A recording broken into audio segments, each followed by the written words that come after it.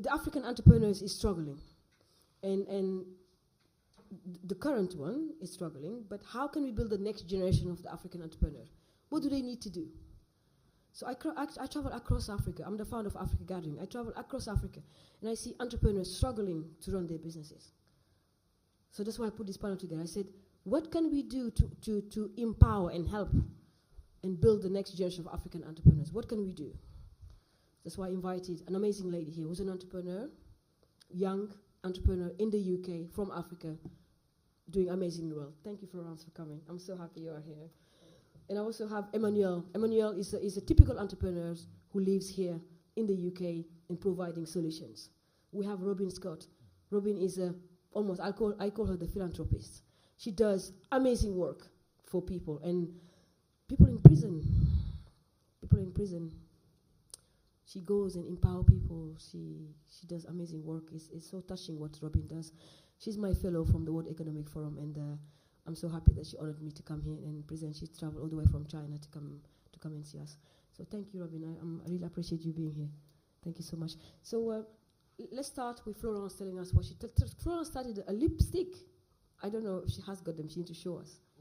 Kind of like urban lipstick. I was trying to get some, but I couldn't get some. She's going to tell us how did she manage to do this at a young age, to come up with this idea and to create this. And then I'll go to Emmanuel and Robyn. Hey everyone, so my brand is called MDMflow, and I hand make lipsticks in my parents' shed that I converted into a lab. I studied cosmetic science at the London College of Fashion, and whilst I was studying, I kind of worked on counters part-time, obviously like to make a little bit more money, and working for all the different brands, I kind of felt like all of the brands expected me to fit their USP. So when I worked for Chanel, it was kind of slick back, bright red, classic, glam.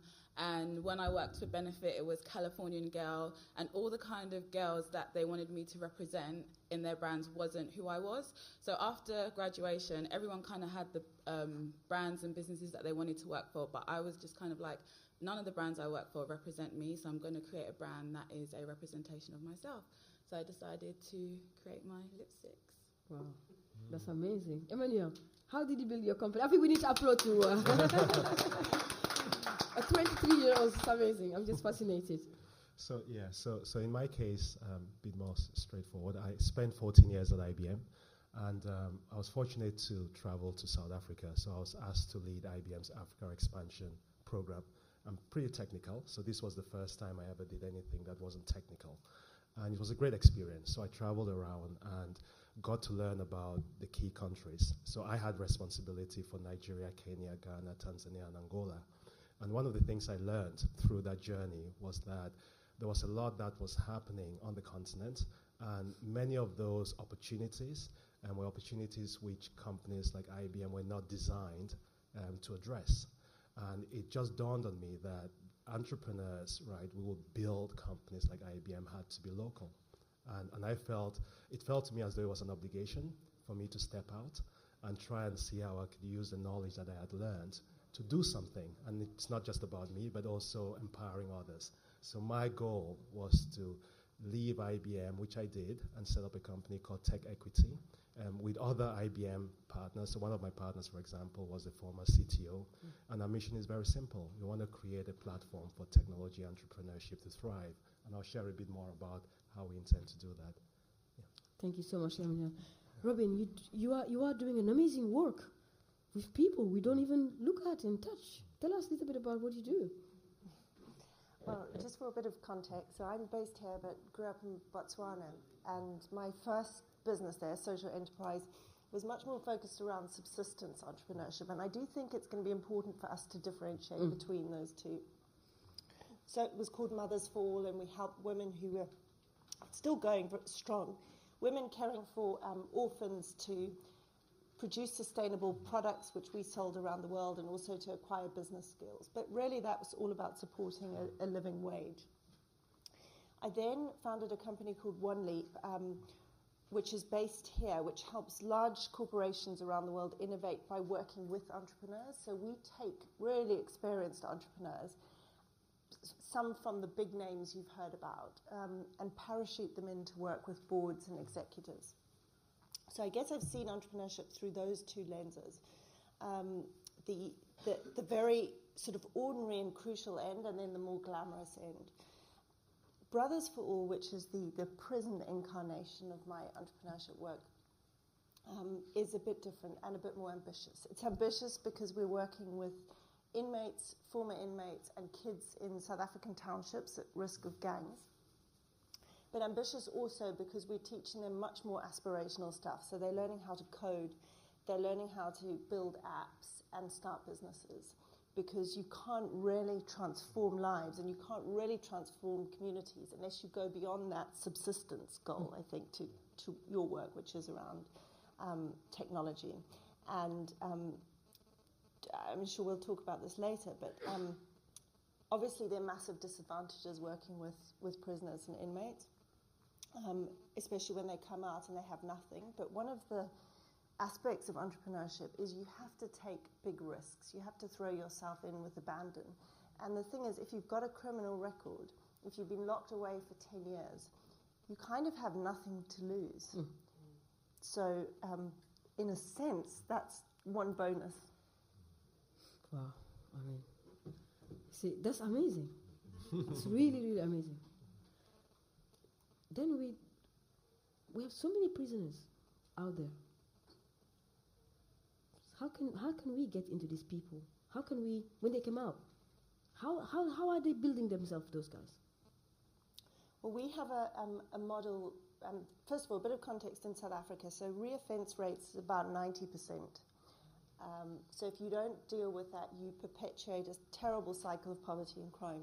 Mm. So Brothers for All has a model which we call give, learn, and lead. So everyone who works with us, all the prisoners who come out, and all the kids they work with in the townships have to give back to the community. So they contribute to local homes for orphans. They work. They learn how to make beads, and they roll these beads as part of income generation. So they're all giving something, and I think that's a really important part of the equation. Then we teach them the coding, which is really important. And, to the question about prisons, I think what's so amazing about tech entrepreneurship is you're creating something beautiful. There's an immediate reward. If you can write an algorithm or write a program, you get an immediate reward, and that's a very powerful driver of change. And then we do a lot of stuff around leadership. So this idea that you can inspire others. And I think with prisoners, the mistake people often make is you think you should ask very little of them. But actually, if you say to someone, right, you may have done these terrible things, but we're going to give you a really big, audacious goal. You've got to stop other people from making the mistakes you did. That's a powerful driver of change. Thank you, Robyn. Emmanuel, can you relate yourself to what Robyn is saying? You haven't been to prison, but but I'm sure you can relate to it. Yeah, I was just thinking that prison in South Africa, that's a pretty prestigious club to be a member of, right? given the fact that the leadership, right, spent some time there.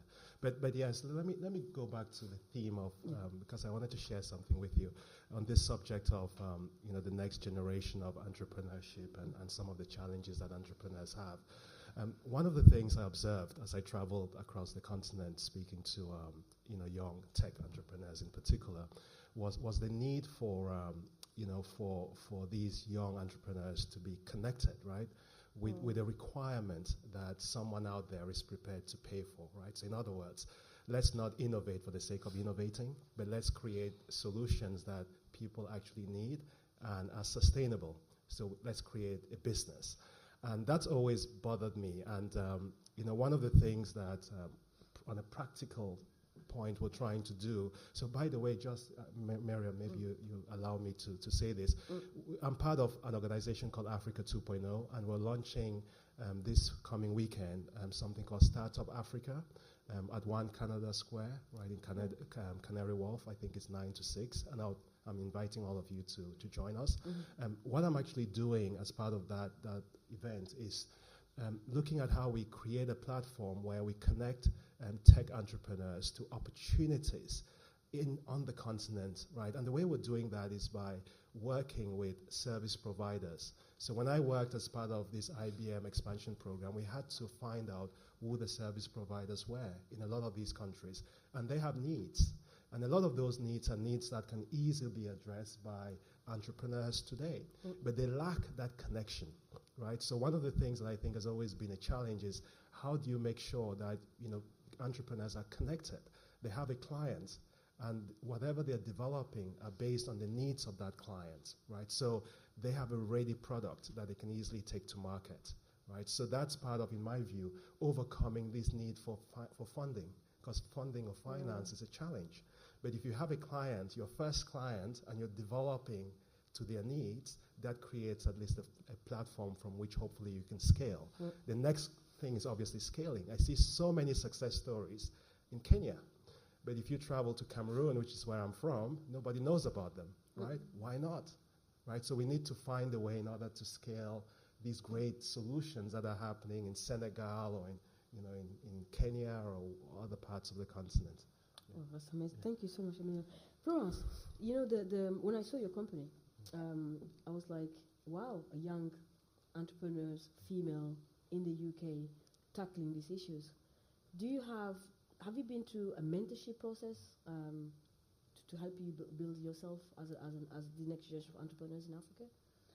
Yep, I currently have 3 mentors, and I used to have 4, but then one of my mentors relocated. And I definitely say that mentorship has been something that's helped my business scale really quickly. It's still quite young. My business is only 1 year old. Like in August, it was 1. And but through my mentors, I've been able to speak to people in the beauty industry that I would not have any kind of contact with. It's given me the confidence to kind of position my business as a bigger business than it actually is. And I think it's nice as well to have just people who are interested in your business, because you have friends and family who are interested in you and your pastoral care and want you to be okay.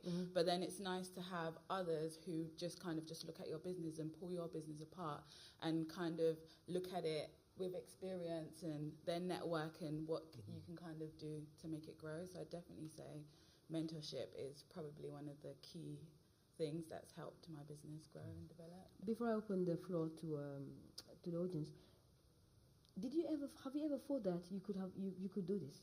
How did you believe in yourself?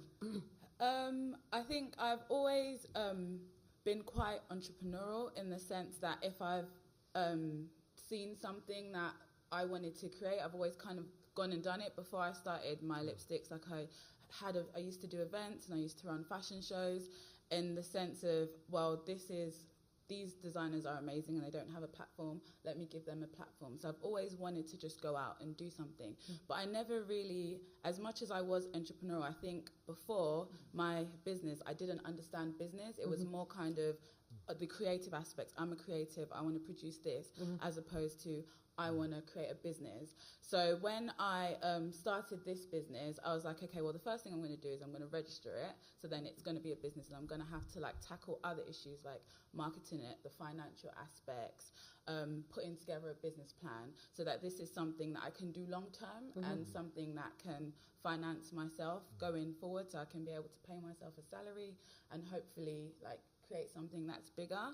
So, and I think that kind of came from looking at other successful entrepreneurs. I'm really inspired by a lot of entrepreneurs in the beauty industry that have passed, and that one thing I kind of realized, I've read about Elizabeth Arden and how she built her business, and everyone knows Coco Chanel's story, but I just kind of felt like I wanted to be that story for the young African girl. I want to be the black girl that created this global beauty brand that everyone's talking about. Because even brands that are within the black community or within the African community that are really popular, like Sleek or Fashion Fair, we kind of know aspects of them, but we don't really, there's not a massive branded story of them and how they kind of developed. It was more kind of, oh, there's a gap in the market, let's produce something to fill this gap. And even though there are amazing entrepreneurs behind those businesses that have created it, I really wanted to create a brand that had a very kind of specific story.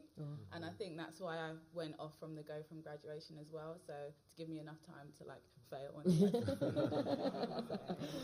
Just one question for Robyn before I open the floor. By the way, we at 3:30 we're all gonna go to the core room, you know, the big room at the front. We're all gonna go there and take this conversation there. So please come with us.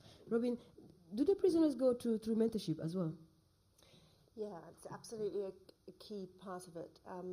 And I think, you know, to pick up on the comments, one of the big gaps in Africa is a lack of mentors, but also a lack of mentors that you can empathize with.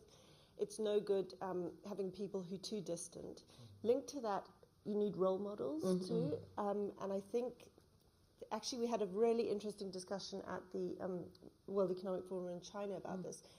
When there are role models, they tend to be America. So everyone thinks in terms of being like American entrepreneurs, which just doesn't work. And there was a discussion about wherever you are in the world, we must not hate our countries. And we must think about, you know, what are the areas of expertise in a particular country? What are the clusters where there are real opportunities? And shift the emphasis towards those, whether it's through mentors, whether it's through role models. It's a whole sort of jigsaw.